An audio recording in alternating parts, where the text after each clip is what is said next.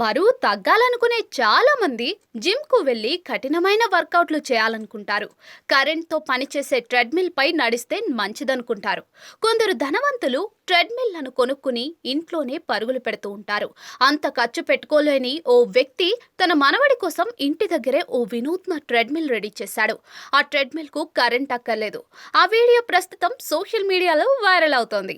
ఆ వీడియో చూసిన నెటిజన్లు నవ్వుకుంటున్నారు.